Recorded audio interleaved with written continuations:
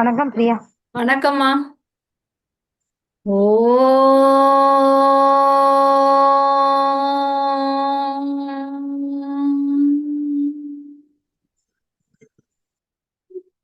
திருமூலரின் திருவடிகளை வணங்கி இந்த வகுப்பை தொடங்குவோம். இன்னைக்கு நம்ம பார்க்கிறது திருமந்திரத்துல 3ஆம் தந்திரத்துல காலச்சக்கரம். காலச்சக்கரம் அப்படிங்கிறது நம்மளுடைய வாழ்க்கையா எடுத்துக்கலாம். நம்மளுடைய வயது ஏதோ ஒண்ணு, அந்த சுழற்சி, அந்த சக்கரத்துல இருந்து நாம மீண்டு வருவது தான், அதற்கான வழிகளை தான் இந்த காலச்சக்கரம் அப்படிங்கிற தலைப்புல சொல்லி கொடுத்திருக்காங்க. அப்ப காலத்தை வென்று விடுவது அப்படின்னா அந்த அந்த காலத்தோட ஏதோ சண்டை போட்டு நாம அதை தோக்கடிச்சிட்டு வர்றோம் அப்படிங்கிறது கிடையாது. அந்த காலம் அப்படிங்கிறது நம்மளை விட ஒரு உயர்ந்த தத்துவமா பார்க்கப்படுது. நம்ம அதோட இணையிறது தான் அதை வெல்லக்கூடியது. இப்ப நம்மளும் இருக்கோம், நமக்கு பகைவனும் இருக்கான்னா அந்த பகைவனை வந்து அடிச்சு அவனை வீழ்த்திட்டு நாம முன்னேறி வருவது வந்து வெற்றி கிடையாது. அந்த பகைவனோட நம்ம நெருங்கி நண்பனாகி அவனோட இணைந்து அவனும் நாமும் சேர்ந்து வெல்வதுதான் உண்மையான வெற்றி. அப்ப இந்த காலச்சக்கரம் அப்படிங்கிறது அந்த காலத்தை வென்று நாம வருவது கிடையாது. அந்த காலத்தோடையே நாம கலந்து அதன் மூலமாகவே நாம அடுத்த நிலைக்கு உயர்வதுதான் காலச்சக்கரம். அதுதான் இந்த பாடல்கள்ல சொல்றாங்க. 758வது பாடல் வரைக்கும் பார்த்தோம். கடைசி பாடல்ல நம்ம என்ன பார்த்தோம்? அந்த 7வது சக்கரத்துல இருக்கிறத, அந்த ஒரு குன்றின் மேல் இறைவன் இருக்கக்கூடிய அந்த ஒரு ஒளி சுடர் மாதிரி நம்ம பார்த்தோம். அதற்கான பயிற்சியா மூலாதாரத்துல இருக்கக்கூடிய அந்த ஒரு தீபம் போல அத சொல்லியிருந்தாங்க. அதை கொண்டு நம்ம மேல இருக்கக்கூடிய அந்த 1000 இதழ் தாமரையில உள்ள அந்த தீபத்தை வந்து ஏற்றுவதுதான் அந்த காலத்தை கடக்கக்கூடிய அந்த நிலை, அந்த பயிற்சியா பார்த்தோம். இன்னைக்கு நம்ம பார்க்க போற பாடல் வந்து 757வது பாடல். அந்த கடைசி பாடல்ல வந்து குன்றிடை பொன்திகள் கூத்தனும் ஆமே அப்படின்னு சொல்லி முடிச்சிருந்தாங்க. இப்ப இன்னைக்கு பாடல் அந்த கூத்தன் அப்படிங்கிறதுல இருந்து ஆரம்பிக்கிறாங்க. கூத்து அவன் ஒன்றிடும் கூர்மை அறிந்து அங்கே ஏத்துவர் பத்தினில் என் திசை தோன்றிட பார்த்து மகிழ்ந்து பதுமறை நோக்கிடில் சாத்திடும் 100 தலை பெய்யலாமே. இன்னைக்கு நம்ம ஒரு 4 பாடல் பார்க்கலாம். அந்த 4 பாடலுமே எப்படின்னா, முதல் பாடல் ஒரு 100 வயதுக்கு நாம வாழ்றதுக்கு என்ன வழி, அதுக்கப்புறம் ஒரு யுகம் வாழ்வதற்கு என்ன வழி, அடுத்து கோடி யுகம் வாழ்வதற்கு என்ன வழி அப்படின்னு வழிமுறையா தான் வந்து சொல்ற மாதிரி அமைஞ்சிருக்கு. இப்போ முதல் பாடல் வந்து பொதுவா நம்ம 100 வயசு வாழணும், அவ்வளவுதான். இதுல வந்து நம்ம இறைவனோட போய் அடையணும் அதெல்லாம் இல்ல. ஆரோக்கியமா ஒரு 100 வருஷம் வாழ்வதற்கு எப்படி? ஒரு காலத்துல 100 வயசு அப்படிங்கிறது ரொம்ப சாதாரணமா இருந்தது. ஏன் இது வந்து 100 அப்படின்னு சொல்றாங்கன்னா, பொதுவா நம்ம ஜாதகப்படி நம்ம வந்து ஏதாவது ஒரு திசையில பிறப்போம். மொத்தம் வந்து 9 திசைகள் வந்து வரும். ஆனா நான் அந்த 9 திசைகளையுமே நாம வாழ்ந்து கழிக்கணும் அப்படின்னா 120 காலம் ஒருத்தர் வந்து வாழணும். முதல் திசை கேது திசைன்னு ஆரம்பிச்சா கேது 7 வருஷம், அடுத்து சுக்கிரன் 20 வருஷம், சூரியன் 6 வருஷம், சந்திரன் 10, செவ்வாய் 7, ராகு 18, குரு 16 வருடம், சனி 19 வருடம், அடுத்து புதன் வந்து 17 வருடம். இந்த எல்லா கிரகங்களும் நமக்கு ஒரு திசையா வந்து அதனுடைய நம்ம மேல அதை ஆட்சி செய்யுது அப்படின்னா நம்ம வந்து 120 காலம் வாழ்ந்தாதான் இந்த எல்லா கிரகங்களுடைய திசையும் முடியும். நம்ம செய்த வினைக்கு ஏற்ற மாதிரி ஒவ்வொரு கிரகமும் அதனுடைய வேலையை வந்து செய்யும். இப்ப சூரியன் அப்படின்னு எடுத்துக்கிட்டோம்னா, போன பிறவில நம்ம வந்து தகப்பனாரை வந்து சரியா கவனிச்சுக்கல அப்படின்னா அதற்கான தண்டனையை வந்து சூரிய தசையில சூரிய பகவான் வந்து கொடுப்பாரு. அம்மாவை கவனிச்சுக்கலையா, அப்ப சந்திரன் வந்து இந்த பிறவில சந்திர திசை அப்ப நமக்கு அதற்கான தண்டனையை கொடுப்பார். இந்த மாதிரி ஒவ்வொரு கிரகங்களும் சனி அப்படிங்கிறது வயதானவர்கள், ஊனமுற்றவர்கள், தொழில் இதுல எல்லாம் நம்ம வந்து அலட்சியப்படுத்தணும் அப்படின்னா அந்த சனி திசை அப்போ அது சார்ந்த பலன்கள் வரும். இப்ப அதெல்லாம் நம்ம நல்லா பண்ணியிருந்தோம். நம்ம போன பிறவில நம்ம அப்பா வந்து நல்லா கவனிச்சு நல்லா மரியாதையா நடத்தி இருந்தோம் அப்படின்னா இந்த பிறவில சூரிய திசையில நம்ம வந்து எங்கேயோ போயிருவோம். நல்ல புகழ், சம்பாத்தியம் எல்லாமே அந்த சூரிய பகவான் வந்து கொடுப்பாரு. அப்ப நம்மளுடைய கர்ம வினை முழுவதும் கழியணும் அப்படின்னா 120 வருஷம் வாழ்ந்தோம்னா எல்லா கிரகங்களும் அதனுடைய வேலையை செய்து நம்மளுடைய அந்த கர்மாவை வந்து கழிக்கும்.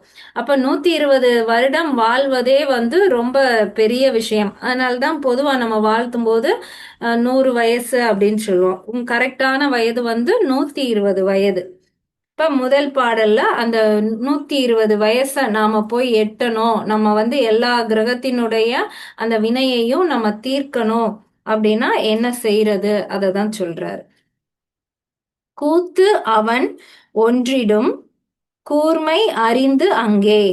கூத்து அப்படின்னு சொல்லும் போதே இறைவனுடைய திருநடனத்தை தான் நம்ம கூத்து அப்படின்னு சொல்லுவோம். அப்ப கூத்து அவன் அப்படின்னா சிவபெருமான் தான் கூத்து அவன். கூத்து நடனம் அப்படின்னா அவர் வந்து ஆடிக்கிட்டே இருக்காரு அப்படின்னா நம்மளுடைய 7வது சக்கரத்துல தான் அவர் இருக்காரு. அவர் அங்க இருந்து திருநடனம் புரிகிறார் அப்படின்னா அந்த இடத்துல நின்னு அவர் ஆடுறாரு அப்படிங்கிற அர்த்தம் இல்ல. அவர் நம்மளுடைய உடலுக்குள்ளேயும் இறங்கி ஆடுவாரு. அப்புறம் உடல்ல இருந்து மேல ஏறியும் ஆடுவாரு. அதுதான் நம்ம வந்து ஊசல் ஆடுது, உயிர் ஊசல் ஆடுது அப்படின்னு சொல்றது. கீழையும் மேலையுமாக அந்த சிவன் வந்து நகருவதும் ஆடுவதும் தான் கூத்து அப்படின்னு சொல்றோம். அப்ப கூத்து அவன் அப்படிங்கிறது சிவபெருமான் தான் மூச்சு காற்றா நம்ம உடலுக்குள்ள மேலும் கீழுமாக ஆடிக்கொண்டிருக்கிறான். கூத்து அவன் ஒன்றிடும். அவனுடைய அந்த கூத்து வந்து ஒவ்வொரு சக்கரங்களிலையும் அந்த நின்று நடத்துவதை தான் நாம வந்து கூத்துன்னு சொல்றோம். அப்ப அந்த சக்கரத்துல இருக்கக்கூடிய நம்மளுடைய ஆற்றலும் அந்த சிவபெருமானுடைய ஆற்றலும் அந்த இடத்துல சேர்ந்து சிவபெருமான் இயக்கும்படி தான் நாம வந்து இயங்கிட்டு இருக்கோம். அதுதான் ஒன்றிடும். கூர்மை அறிந்து. கூர்மை அப்படிங்கிறது திருவாசகத்துல கூட வரும் இல்லையா? கூர் ஞானத்தால் அப்படின்னா அந்த கூர்னா ரொம்ப நுண்ணியமான கூர்மையான. அறிந்து அப்படின்னா நம்ம அறிவை கொண்டு அதை அறிவது. இறைவன் தான் உள்ள வந்து திருநடனம் செய்கிறான் அப்படிங்கிறத நம்மளுடைய அந்த கூர்மையான ஞானத்தால் அறிந்து அங்கே. அங்கே அப்படிங்கிறது அந்த இறைவனும் நாமளும் எங்க இணைந்து அந்த ஒன்றி இருக்கிறோமோ அந்த இடத்தை கூர்மையாக அறிந்து ஆராய்ந்து ஏத்துவார். ஏத்துவார் அப்படின்னா அந்த இடத்த விளங்கும்படி செய்வது. பத்தினில். 10 அப்படிங்கிறது நம்ம 8-2 அப்படியும் நம்ம பார்த்துருக்கோம். சூரியக்கலை 8, சந்திரக்கலை 2. அந்த 8-2 அப்படிங்கிறது சூரியனும் சந்திரனும் நிறைந்த அந்த 10ங்கிற ஞானம் அப்படின்னு பார்ப்போம். இன்னொன்னு வந்து மணிப்பூரக சக்கரத்துல இருக்கக்கூடிய இதழ்களுடைய எண்ணிக்கை வந்து 10. இந்த இடத்துல பத்தினில் அப்படின்னு சொல்றது மணிப்பூரக சக்கரத்தை வந்து சொல்றாங்க. அப்ப சிவபெருமான் கூத்து ஆடுகிறது. அப்ப 7வது சக்கரத்துல இருந்து அவர் வந்து நம்மளுடைய மணிப்பூர சக்கரம், நம்மளுடைய நடு வயிற்றுல இருக்கக்கூடிய அந்த 10 இதழ் தாமரை சக்கரத்திற்கு இறங்கி அவர் திருநடனம் செய்யும் போது அதோடு நாம ஒன்றி அதில் நாம் கூர்மையாக ஆராய்ந்து அந்த மணிப்பூரக சக்கரத்தை ஏத்துவர் அப்படின்னா அதை இயக்கும் போது என் திசை தோன்றிட. என் திசைனா 8 திசை. இப்ப நான் ஒரு இடத்துல நின்னுட்டு 8 திசைங்கிறது ஒரு 360 டிகிரிக்கு நான் ரொட்டேட் பண்ணாதான் 8 திசையையும் என்னால வந்து பார்க்க முடியும். அப்ப அந்த இடத்துல என்னுடைய கூர்மையான ஞானத்தால் நான் வந்து என் திசையும் தோன்றிட அப்படின்னா அவர்தான் 8 திசையும் இருக்கிறார். அதை வந்து நான் தோன்றி அறிந்து உணரும் போது பார்த்து மகிழ்ந்து. அப்ப அந்த இடத்துல நான் மணிப்பூர சக்கரத்துல இருந்து நான் பார்க்கிறது அப்படிங்கிறது இந்த உலக வாழ்க்கை தான், இந்த உலக இன்பத்தை தான் நான் 100 வயது வரைக்கும் வாழ்ந்து அனுபவிக்க போறேன். அப்ப அதை தான் என்னால அனுபவிக்க முடியும். மணிப்பூரக சக்கரத்துல சிவபெருமான் இருந்து இயக்குறாரு அப்படிங்கிறத நான் உணர்ந்து புரிந்தேன்னா என்னால அந்த இந்த உலகத்தை பார்த்து இன்புற்று பதுமறை நோக்கிடில், பதுமறை அப்படிங்கிறதும் அந்த இடத்துல இருக்கக்கூடிய கமலம், அந்த தாமரையில் விளங்கும் சிவனை கண்டு அந்த அந்த சக்கரத்திலே நம்ம வந்து மூலாதார சக்கரத்துல இருந்து ஒவ்வொரு சக்கரமா கடந்து 7வது சக்கரம் போகும்போது நாம வந்து இறைநிலை அடைகிறோம். ஆனா இப்ப வந்து மணிப்புர சக்கரத்தை மட்டும்தான் சொல்றாங்க. அந்த சக்கரத்துல இருக்கும்போது நமக்கு அந்த எண் திசையில் தோன்றி அதை பார்த்து அதை மகிழக்கூடிய அந்த ஒரு நிலையில் அந்த இடத்தில் நாம இருப்பது. சாத்திடும் 100 தலை பெய்யலாமே. சாத்திடும் அப்படிங்கிறது நம்ம கதவை சாத்தணும் அப்படின்னு சொல்றோம் இல்லையா? அப்ப அந்த ஒரு நிலைக்குள்ள நாம அடங்கி இருப்பது.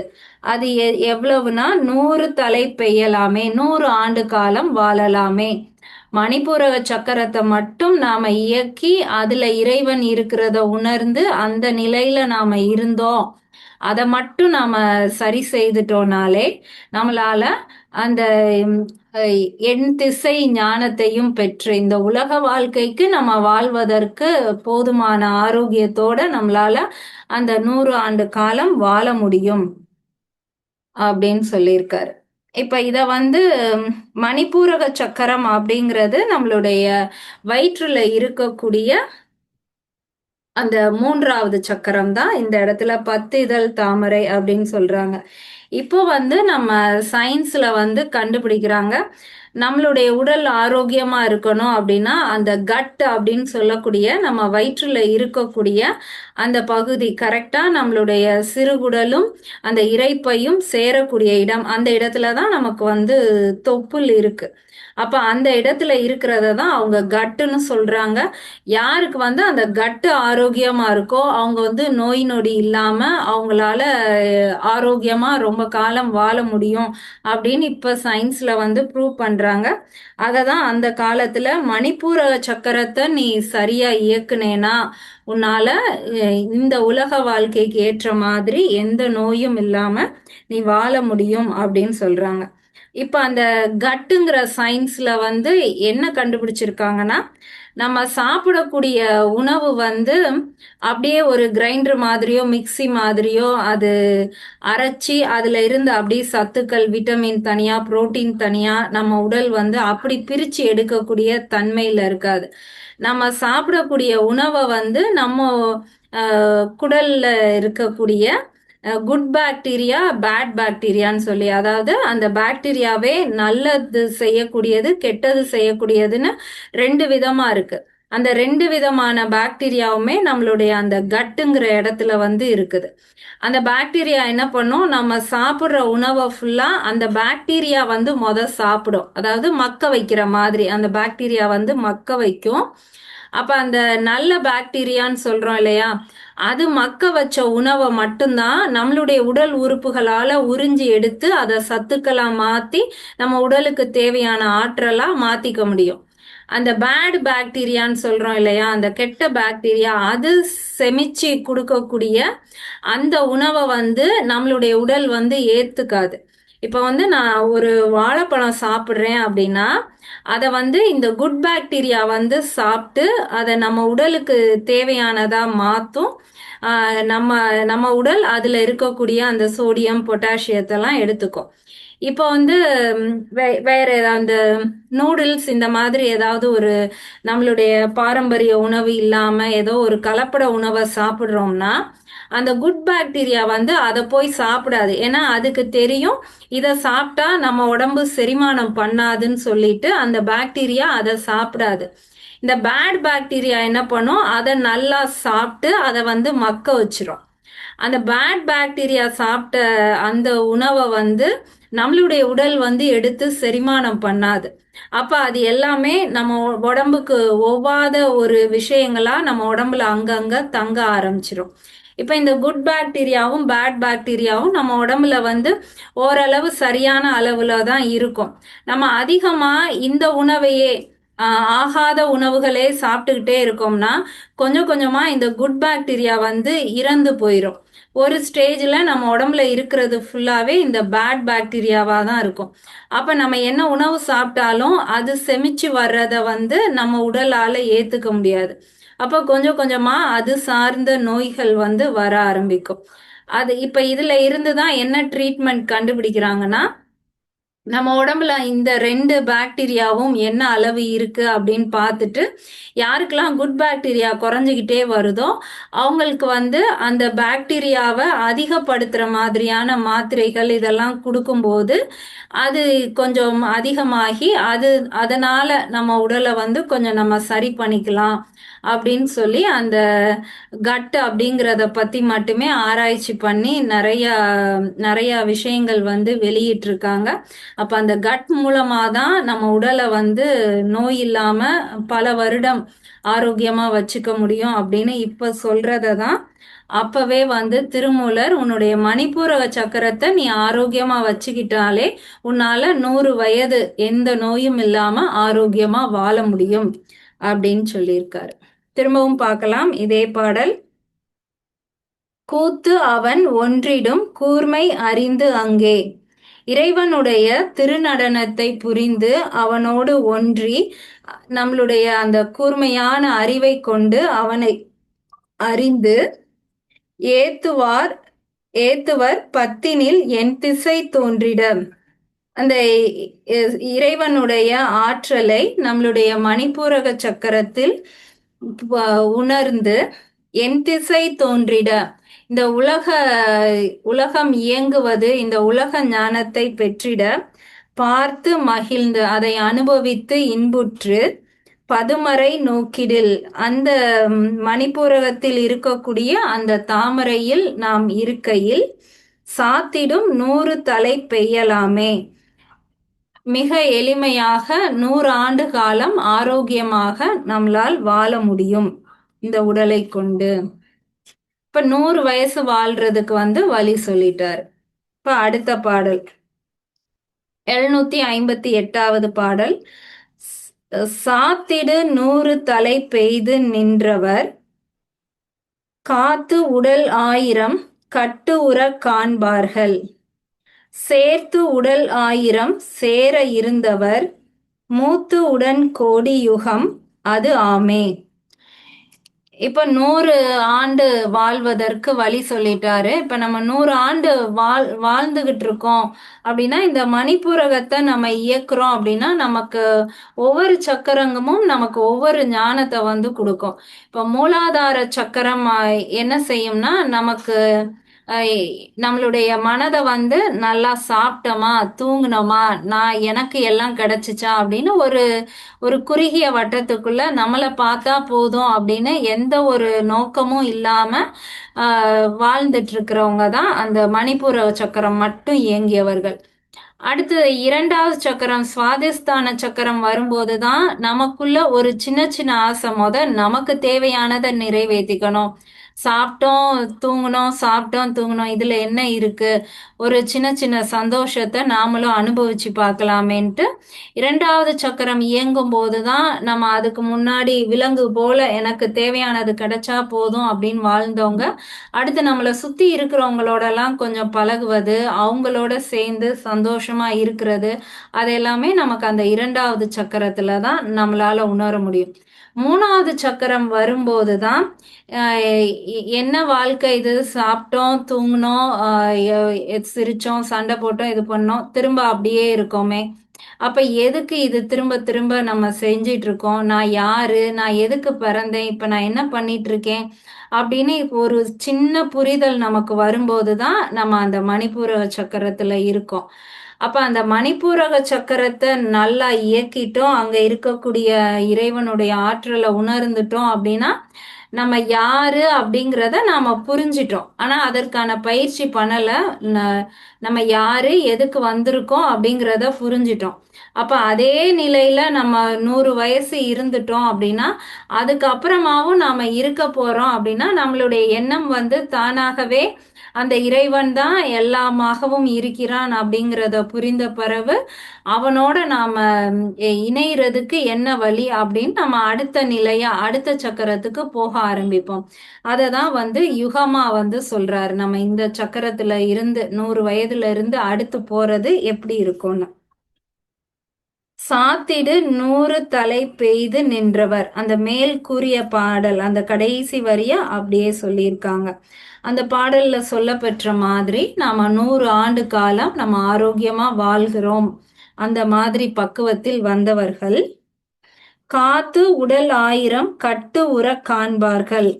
இப்ப அந்த 100 வயது வரைக்குமே நாம வந்து சரியான சாப்பாடு, சரியான தூக்கம் அப்படின்னு நம்மள நாமே சரி செய்துகிட்டு வந்துட்டோம் அப்படின்னா, காத்து உடல் இந்த உடலை எப்படி வச்சுக்கணுங்கிறத காத்துட்டோம் அப்படின்னா, அதுக்கப்புறம் நமக்கு வந்து இந்த தேவையில்லாத உணவை சாப்பிடணும்னு தோணாது. தேவையில்லாத எண்ணங்கள், உணர்வுகள் எல்லாமே குறைஞ்சிரும் அந்த 100 வயசுக்கு அப்புறம். அப்ப இந்த உடல் தானாகவே நம்ம காக்க ஆரம்பிச்சிருவோம். காத்து உடல் 1000 கட்டு உற காண்பார்கள். இந்த உடலை காத்ததுக்கு அப்புறம் 1000 கட்டு உரன்னா அந்த 100 இருந்ததை அப்படியே 10 மடங்கு பெருக்கி 1000 ஆண்டுகளாக வாழ்வதற்கு இந்த இந்த உடலால முடியும் அப்படிங்கிறத அவங்களால உணர முடியும். காத்து உடல் 1000 கட்டு உற காண்பார்கள். சேர்த்து உடல் 1000 சேர இருந்தவர். அப்ப இந்த இந்த உடலை கொண்டு நம்மளால 1000 ஆண்டுகள் வாழ முடியும் அப்படின்னா, யார் கூட சேர்ந்தா நம்மளால போய் 100 ஆண்டு காலம் வாழ முடியும் அப்படின்னா, உள்ள இருந்து ஒருத்தர் இயக்க இயக்க நாம இயங்கிட்டு இருக்கோமே, அப்ப அவர் கூடயே நாம போய் சேர்ந்துட்டோம் அப்படின்னா, நம்மளால 1000 ஆண்டுகள் வாழ முடியும் அப்படிங்கிறத உணர்வார்கள். மூத்து உடன் கோடி யுகம் அது ஆமே. அந்த மாதிரி நம்ம வாழ ஆரம்பிச்ச பிறகு மூத்து அப்படின்னா அது முதிர்ந்து 1000 ஆண்டுகள் நம்ம இந்த உடலை கொண்டே நாம இப்படியே வாழ போறோம் அப்படின்னா அதுக்கு ஒரே வழி நமக்கு உள்ள இருக்கக்கூடிய இறைவனை போய் அறியணும், அடையணும் அப்படிங்கிற பக்குவம் வந்த பிறகு நமக்கு அந்த நிலை வந்து முதிர்ந்து விடும். மூத்து உடன் கோடி யுகம் அது ஆமே. அந்த முதிர்ந்த நிலைக்கு வரும்போது இந்த 1000 அப்படிங்கிறது கோடி யுகம். கோடி அப்படிங்கிறது பல காலமா அது அடுத்து மாறும். அப்ப எப்படி மாறுங்கிறத அடுத்த பாடல்ல சொல்றாரு. அப்ப 100 இருந்ததை எப்படி 1000 பெருக்கிறது, யுகமா பெருக்கிறது அப்படின்னா, உனக்கு உள்ள இது வரைக்கும் உன்னை இயக்கி இந்த 100 ஆண்டு காலம் உன்னை மாத்துனது அவன்தான, அவனோடையே போய் நீ சேரு அப்படின்னு சொல்றதுதான் இந்த பாடல். திரும்ப பார்க்கலாம். சாத்திடு 100 தலை பெய்து நின்றவர். முன்பு கூறிய பாடல் போல் 10 இதழ் கொண்ட மணிப்பூரக சக்கரத்தில் இறைவன் இருப்பதை அறிந்து உணர்ந்தவர்கள் 100 ஆண்டு காலம் ஆரோக்கியமாக வாழ்ந்து இருப்பார்கள். காத்து உடல் 1000 கட்டு உற காண்பார்கள். அவ்வாறு வாழ்ந்தவர்கள் இந்த உடலை காத்து 1000 ஆண்டுகள் வாழ்வதற்கும் இந்த உடலை தகுதியான உடலாக மாற்றி காண்பார்கள். சேர்த்து உடல் 1000 சேர இருந்தவர். இந்த உடலை இப்படி ஒரு சேர மாற்றிய அந்த இறைவனோடு சேர விருப்பப்படுவார்கள். மூத்து உடன் கோடி யுகம் அது ஆமே. அந்த முதிர்ந்த ஞானம் இந்த 100 ஆண்டுகளை கோடி யுகங்களாக மாற்றுவதற்கு காரணமாக அமையும். அடுத்த பாடல் 759வது பாடல். அப்ப எப்படி கோடி யுகத்துக்கு நம்மள மாத்திக்கிறது அத இந்த பாடல்ல சொல்லியிருக்காரு. உகம் கோடி கண்டும் ஒசிவு அற நின்று அகம் கோடி கண்டு உள் அயல் அறக் காண்பார்கள்.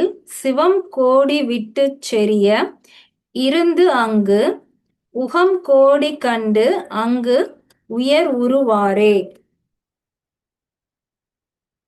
உகம் கோடி, உகம் அப்படிங்கிறது இந்த யுகத்தை தான் சொல்றாங்க.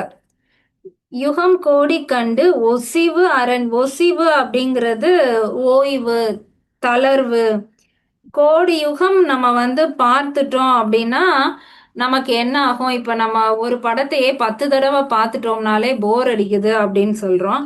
அப்ப இந்த உலகத்தை நம்ம கோடி முறை பார்த்துக்கிட்டே வாழ்ந்து பார்த்துக்கிட்டே இருக்கோம்னா நமக்குள்ள ஒரு தளர்வோ சோர்வோ வருமானா வராது. அற நின்று தளர்வு அற அது போயிரும். நீ அப்படிலாம் தளர்வு ஆக மாட்ட. கோடி ஆண்டுகள் கோடி யுகங்கள் நீ கண்டு வாழ்ந்தாலும் உனக்கு எந்த தளர்வும் இல்லாமல் தான் நீ நிற்ப. அற நின்று அகம் கோடி கண்டு உள் அயல் அறக் காண்பார்கள். அகம் அப்படின்னா நம்ம உள்ள அப்படின்னு சொல்லுவோம் இல்லையா? புறத்தே தோற்றம், அகத்தே இது அப்படின்னு. அப்ப அகம்னா உள்ள. அகம் அப்படிங்கிறதையும் எப்படி பிரிச்சிருக்காங்கன்னா புறம் அகம்னு பிரிச்சதுக்கு அப்புறம் புறம் புறம் அப்படின்னு பிரிச்சிருக்காங்க. இப்ப இறைவன் வந்து புறத்தே இருக்கிறான் அப்படின்னா புறம் புறமாகவும் இருக்கிறான். இப்ப நான் இருக்கேன் அப்படின்னா என்னுடைய என்னுடைய உடல், நான் தொட்டு பார்க்குற இந்த உடல் வந்து என்னுடைய புறத்தோற்றம். இறைவன் வந்து எங்க இருக்கேன்னா புறத்துக்கும் புறமாக. அப்ப நான் ஒரு கோயில்ல போய் இறைவனை பார்க்கிறேன் அப்படின்னா அவர் புறம் புறமாக இருக்கிறார். அதே இறைவன் வந்து ஒரு மனித உடல் எடுத்து வருகிறார் அப்படின்னா அவர் வந்து புறத்துல இருக்கிறார். அந்த மனித உடலாக அவர் புறத்திலே இருக்கிறார். அடுத்த நிலை என்னன்னா அகம் புறம். இந்த புறத்துக்கும் அகத்துக்கும் நடுவுல ஒரு நிலை, அங்கேயும் அவர் வந்து இருக்கிறார். அகத்தும் புறம் என்னுடைய மனசுல இருக்கார் அப்படின்னா அகத்திலும் புறத்திலும். அது அகம் கிடையாது, கடைசி நிலை கிடையாது. அந்த கடைசி நிலைக்கும் இந்த வெளியில இருக்கிற உடலுக்கும் நடுவுல இருக்கிறது நம்மளுடைய மனம். அதுலயும் இருக்கிறார். நம்ம சில நேரம் உணர்றோம் இல்லையா? எதுவுமே நான் செய்யல, எல்லாம் எனக்குள்ள இருந்து அவன் செய்யறான் அப்படின்னு நாம நினைக்கிறோம். அது வந்து அகப்புறம், ரெண்டுக்கும் நடுவுல. அதையும் தாண்டி அகத்துல இருக்காரு அப்படின்னா நம்ம ஒரு நொடி கூட நான் அப்படிங்கிற உணர்வே இல்லாம அந்த கடைசி நிலையோட போய் நாம ஒன்றி இருக்கிறது தான் அந்த அகத்துல இருக்கிறது. அப்ப அந்த அகம் தான் சொல்லியிருக்காரு. அகம் கோடி கண்டு. உனக்கு இந்த யுகம் வந்து எப்ப தளர்வு இல்லாம இருக்கும்னா அந்த அகத்துல இருக்கக்கூடிய இறைவனை போய் நீ பார்க்கணும். இப்ப வந்து நம்ம புறத்துல தான் இறைவனை பார்க்கிறோம், புறம் புறமா பார்க்கிறோம். எப்பவாவது அகம் புறமா பார்க்கிறோமே தவிர இன்னும் அகத்துல போய் பார்க்கல. அப்ப அந்த அகம் கோடி கண்டு அந்த இடத்துல இருக்கக்கூடிய இறைவனை நீ உணர்ந்தாதான் உள் அயல் அற காண்பர்.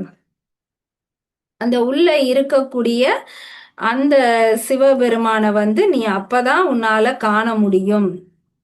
சிவம் கோடி விட்டு செறிய இருந்து அங்கே.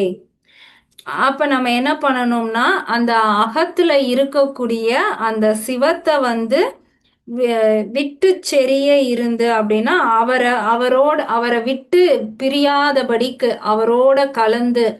அப்ப 24 மணி நேரமும் அகத்துல இருக்கிற சிவத்தோடையே ஒன்றி இணைந்து அந்த மாதிரியான ஒரு தியான நிலைய தான் வந்து சிவம் கோடி விட்டு செறிய இருந்து அங்கு. நம்மளுடைய தவநிலை வந்து அப்ப எப்படி இருக்கணும் அப்படிங்கிறத சொல்லியிருக்காரு. உகம் கோடி கண்டு அங்கு உயிர் உருவாரே, உயர் உருவாரே.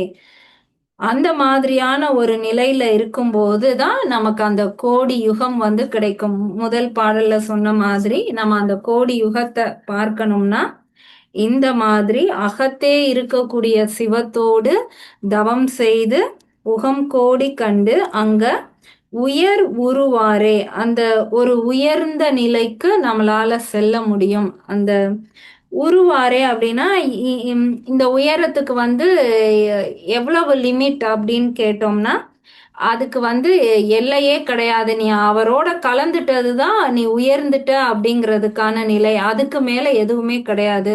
அவரோட நீ முழுவதுமாக கலந்து விடு. அதுதான் உயர் உருவாரே. திரும்ப பார்க்கலாம். உகம் கோடி கண்டும் ஒசிவு அற நின்று. கோடி யுகங்களை நீ கண்டாலும் அதில் எந்த தளர்வும் இன்றி நீ நிற்பதற்கு அகம் கோடி கண்டு உள் அயல் அற காண்பார்கள். நம்மளுடைய அகத்தே இருக்கக்கூடிய அந்த நிலையில் நாம் அங்க இருக்கக்கூடிய இறைவனை நாம் காண வேண்டும். எவ்வாறு? சிவம் கோடி விட்டு செறிய இருந்து அங்கு அந்த ஒருபோதும் நீங்காது அந்த இறைவனோட கலந்து இருக்கக்கூடிய அந்த நிலையில் நாம் இருக்கும்போது உகம் கோடி கண்டு அங்கு உயர் உருவாரே. அந்த இடத்துலதான் நம்மளால கோடி யுகத்தை கண்டு அந்த காலத்தை வென்ற நிலை. அப்படின்னா அந்த காலம்ங்கிற தத்துவமும் இறைவன் கொடுத்த தத்துவம் தான். நம்ம அவனோடையே கலந்துட்டோம் அப்படிங்கும்போது நம்ம காலத்தையும் கடந்துட்டோம் அப்படிங்கிறது தான் பொருள். அடுத்த பாடல் பார்க்கலாம். 760வது பாடல். இப்ப நம்ம என்ன பார்த்தோம்? 100 ஆண்டுக்கு மணிப்பூரக சக்கரம். அந்த 100 ஆண்டு வாழும் போதே எல்லாத்துக்கும் இறைவன் தான் காரணம் அப்படிங்கிறத புரிஞ்சுக்கிட்டோம்னா 1000 ஆண்டு இந்த உடலை நம்மளால ஆரோக்கியமா வச்சுக்க முடியும். அந்த அறிந்த அந்த இறைவனோட நாம கலந்து விடுவது போல தியானத்தில் இருந்து அகத்தே இருக்கிற இறைவன்கிட்ட கலந்துட்டோம்னா கோடி யுகமா மாற்றிக்க முடியும். இப்ப இந்த கோடி யுகம் மாறின பிறகு நம்ம என்ன பண்ண போறோம்? அது இந்த பாடல்ல சொல்றார். உயர் உருவார் உலகத்தொடும் கூடி பயன் உருவார் பலர்தாம் அறியாமல் செயல் உருவார் சிலர் சிந்தை இல்லாமல் கயல் உரு கண்ணியை காணகிலாரே. கடைசி வரி கயல் உரு கண்ணியை காணகிலாரே, இல்லாரே அப்படின்னு சொல்லி ஒரு எதிர்மறையான வரியோட முடிக்கிறாரு. அதாவது இதற்கு முந்தைய பாடல்ல கோடி யுகம் காண நம்ம காண்பவர்களை அல்லாத மற்றவர்கள் என்ன நிலைக்கு போவார்கள் அப்படின்னு சொல்லியிருக்காரு. அப்ப அது மூலமா கோடி யுகம் கண்டவர்கள் எப்படி இருப்பாங்க அப்படிங்கிறத நாம புரிஞ்சுக்கலாம். உயர் உருவார், அதாவது முதல் பாடல்ல அந்த உயர் உருவாரே அப்படின்னு சொல்லி முடித்தார் இல்லையா? அந்த உயர்ந்த நிலையை அடைந்தவர்கள். உயர்ந்த நிலைனா இறைவனோடு கலந்து விட்ட அந்த நிலையை அடைந்தவர்கள். உலகத்தோடும் கூடி, இந்த உலகத்தில் இருக்கக்கூடிய அனைத்தையும் கூடினா இந்த அனைத்தையும் அனுபவித்து தான் இங்கதான் இருப்பாங்க. கோடி யுகம்னா அவங்க வேற எங்கேயோ எப்படியோ போறவங்க கிடையாது. இங்கதான் கூடி இருப்பார்கள். பயன் உருவார் பலர் தாம் அறியாமல், இந்த இது அவங்களுக்கு மற்றவங்களுக்கு தெரிய மாட்டேங்குது.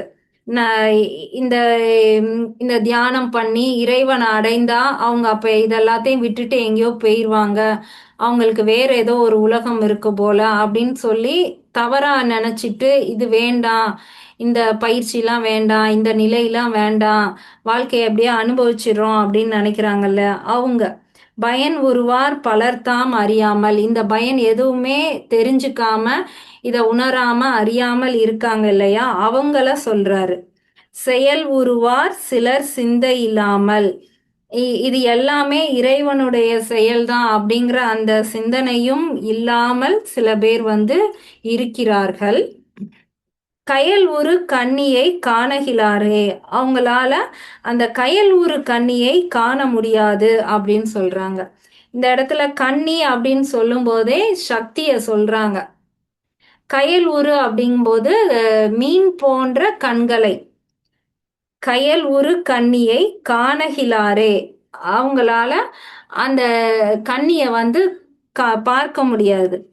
அப்ப கயல் உரு அப்படின்னா கண்களை ஏன் இந்த இடத்துல சொல்றாங்க?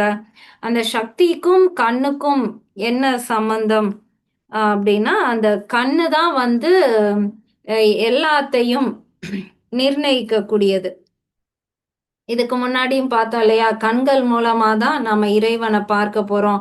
கண்ணுக்கு செய்யக்கூடிய பயிற்சி மூலமா தான் நம்மளுடைய வினையை கழிக்க போறோம். இப்ப மீனாட்சி அப்படின்னு சொல்லுவோம். ஆட்சி அப்படின்னாலே கண். மீன் போன்ற கண்ணை உடையவள் மீனாட்சி. காமாட்சி அப்படிங்கிறதுலயும் அந்த ஆட்சி வந்து கண்ணை குறிக்கிறது.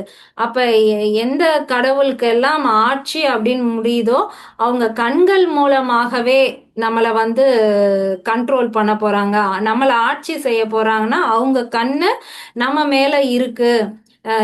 அவளுடைய ஆட்சியில இருந்து நம்ம எங்கேயும் போக முடியாதுன்னா அவளுடைய கண் பார்வையை விட்டு நம்ம போக முடியாது, அவளுடைய கண்ணு நம்ம மேலேயே இருக்கு அப்படிங்கிற பொருள். அப்ப கயல் உரு கன்னியை அப்படின்னா அது ஏன் அந்த கயலோட மீனோட ஏன் ஒப்பிட்டு சொல்றாங்க? நான்லாம் முன்னாடி எப்படி நினைப்பேன் அப்படின்னா, மீன் கண்ணு அப்படின்னா இந்த கண்ணினுடைய அமைப்பு வந்து மீன் மாதிரி. இந்த சில பேர் இந்த கடைசியில இப்படி ஒரு கோடு போட்டு விட்டாங்கன்னா பார்க்க மீன் மாதிரி இருக்கும். அப்ப நம்ம முழு கண்ணுமே மீன் போல இருக்கு போல, அதனால அந்த அந்த ஓமை சொல்றாங்க அப்படின்னு நினைப்பேன். ஆனா இந்த ஜோதிடம் படிக்கும்போது தான் என்ன புரிஞ்சுச்சுன்னா, அந்த 12வது இடம் தான் வந்து மீன ராசி. அந்த மீன் தான் வந்து 12வது இடம். மீன் தான் வந்து மோட்ச ராசி.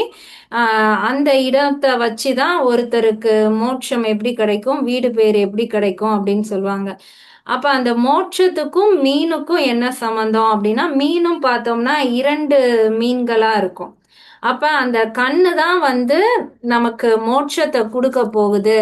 இந்த உடல்ல கண்ணு தான் மோட்சத்தை கொடுக்க போகுது. அந்த ராசி கட்டத்துல அந்த மீன் தான் வந்து மோட்சத்தை கொடுக்க போகுது. அப்ப கண்ணும் மீனும் எப்படி தொடர்பு படுத்துறாங்க அப்படின்னா, மீனுக்கு வந்து இமை கிடையாது. மீன் வந்து கண்ணை இமைக்கவே செய்யாது. அது கண்ணை மூடிலாம் தூங்காது, கண்ணு திறந்தே தான் இருக்கும். இப்ப மீன ராசியில ஒருத்தவங்களுக்கு லக்கணம் அமையுது அப்படின்னா அவங்களுக்கு வந்து தூக்கமே இருக்காது. அப்ப தூங்கவே மாட்டாங்கன்னு அர்த்தம் கிடையாது. பொதுவா அவங்களுக்கு வந்து தூக்கம் வந்து ரொம்ப கம்மி. இப்ப சிலர்லாம் நல்லா தூங்குவாங்க, நம்ம அடிச்சு எழுப்பணும் அப்பதான் எந்திரிப்பாங்க. ஆனா இந்த மீனத்துல லக்கணம் விழுந்தவங்க எப்படி இருப்பாங்கன்னா, ஒரு சின்ன சத்தம் கேட்டா கூட அவங்க எந்திரிச்சிருவாங்க. அப்ப அவங்க கண் வந்து தூங்காம முழிச்சுக்கிட்டே தான் இருக்கு. அப்ப அந்த மீனுக்குரிய குணமே அந்த கண் இமைக்காது. அப்ப எந்த கடவுளுக்கெல்லாம் ஆட்சி அப்படின்னு வைக்கிறாங்கன்னோ அந்த கடவுள்கள் வந்து தூங்க மாட்டாங்க, அவங்க கண் வந்து இமைக்க மாட்டாங்க. கண்ணை திறந்து நம்மளை கவனிச்சுக்குவாங்க, நம்மளை பார்த்துக்கிட்டே இருப்பாங்க. அதுதான் அந்த மீனுக்கான பொருள். அப்ப நம்மளுடைய கண் மீன் மாதிரி இருக்கணும், உனக்கு மீன் போல கண்கள் அப்படின்னா, இந்த கண்கள் வந்து எப்ப இமைக்காம இருக்கும் அப்படின்னா, நம்ம சாம்பவி முத்திரை செய்து இறைவனை அடைய போறோம், அதற்கு பயிற்சி செய்ய போறோம்னா நம்மளுடைய கண்கள் வந்து அந்த மீன் போல இருக்கணும், கண் இமைக்க கூடாது. அந்த சித்தர்கள்லாம் தியானம் பண்ணும்போது பார்த்தா அந்த கருவிழி ரெண்டையும் மேலே கொண்டு போய் அப்படியே நிறுத்தி வச்சிருப்பாங்க, கண்ணை வந்து மூடவே மாட்டாங்க. அப்ப அந்த மீன் போல கண்கள் நமக்கு எப்ப கிடைக்குதோ அப்பதான் நமக்கு அந்த முக்தி நிலை வந்து கிடைக்கும். அப்ப அந்த ராசி கட்டத்திலையும் அந்த 12வது இடம் மீனம் அப்படின்னா உனக்கு அந்த கண் அப்பதான் உனக்கு அந்த நிலைக்கு மாறி உனக்கு அப்பதான் அந்த முக்தி கிடைக்கும் அப்படின்னு சொல்றதுதான் அந்த கண்ணுக்கான பொருள். இப்ப கயல் உரு கன்னியை காணகிலாரே அப்படின்னா அந்த அவங்களால இந்த பயிற்சியோ இந்த கண்களை மீன் போல மாற்றியோ அந்த சக்திய கண்டு அவளுடைய துணையினால போய் இறைவனை அடையக்கூடிய அந்த பக்குவம் வந்து அவங்களுக்கு கிடைக்காம போயிரும், அவங்க வந்து அதை விட்டுருவாங்க. அப்ப நம்மள என்ன சொல்றாரு, நீ உனக்கு தெரியுதுல்ல கண்ணை வச்சுதான் நீ அடைய போறன்னு தெரியுதுல்ல, அப்ப நீ பயிற்சி செஞ்சு நீ அந்த கண் அந்த கன்னியை காணலாம் அப்படின்னு பயிற்சி செய்யறவங்களால காண முடியும், இந்த ஞானம் இல்லாதவர்களால அவளை காண முடியாது. அதான் சொல்ற. திரும்ப பார்க்கலாம். உயர் உருவார் உலகத்தொடும் கூடி.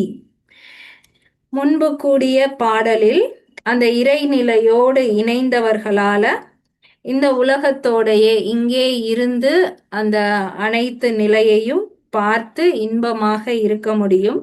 பயன் உருவார் பலர்தாம் அறியாமல். இந்த பயன் எதுவும் உணராதவர்கள், தெரியாதவர்கள் இதை அறிய மாட்டார்கள். செயல் உருவார் சிலர் சிந்தை இல்லாமல். அதற்கான எந்த செயலும் செய்யாமல் அவர்களுடைய கண்ம வினைகளை செய்து இந்த உலக வாழ்க்கையிலேயே பிறந்து இருந்து வாழ்வார்கள். கயல் உரு கன்னியை காணகிலாரே. அவர்களால் இந்த கண்களை, கயல் போன்ற அந்த கண்களை உடைய அந்த கன்னியான அந்த சக்தியினுடைய அருளை அவர்களால் காண முடியாது, பெறமாட்டார்கள் அப்படின்னு சொல்லியிருக்காரு. இப்ப இன்னைக்கு 4 பாடல் பார்த்தோம். முதல் பாடல் மணிப்பூரக சக்கரத்தை இயக்கினோம்னா 100 ஆண்டு நல்லா வாழலாம். 2வது பாடல் அந்த 100 ஆண்டு 1000 ஆண்டுகளா நீ மாத்தணும் அப்படின்னா அந்த மணிப்பூரகத்தை உன்னை இயக்கக்கூடிய அந்த இறைவன் தான் இயக்கிறான் அப்படின்னு நீ அறிந்தேனா நீ 1000 ஆண்டு வாழலாம். அந்த 1000 எப்படி கோடி யுகமா மாத்தலாம், அந்த நீ அறிந்த அவனோட நீ தியானித்து அகத்தில் இருக்கிற அவனோட போய் ஒன்று இணைந்தேனா பல யுகங்கள், கோடி யுகங்கள் நீ வாழலாம். அந்த கோடி யுகம் நீ வாழும்போதுதான் உன்னால அந்த கன்னியை கண்டு இன்புற முடியும், சக்தியை. இந்த நிலை எதுவுமே உனக்கு அறியல, நீ புரியல, நீ இந்த கர்ம வினையவே செய்துட்டு இருக்கேன்னா உன்னால அவளை பார்க்க முடியாது. இப்ப காலத்தை வெல்லணும் அப்படின்னா தவம் தான் செய்யணும், கண்ணுக்கு தான் பயிற்சி செய்யணும். அப்பதான் அந்த சக்தியினுடைய அருள் நமக்கு கிடைக்கும். அடுத்த பாடல் அடுத்த வகுப்புல பார்க்கலாம்.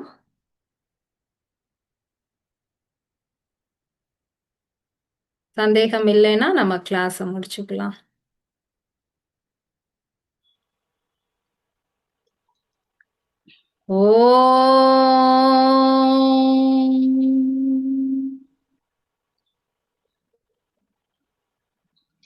திருமூலரின் திருவடிகளை வணங்கி இந்த வகுப்பை முடிப்போம்.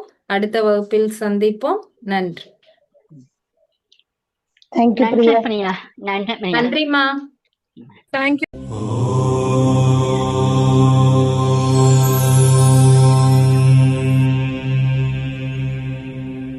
वीडियोस बनाने हैं, फिल्मोरा है ना।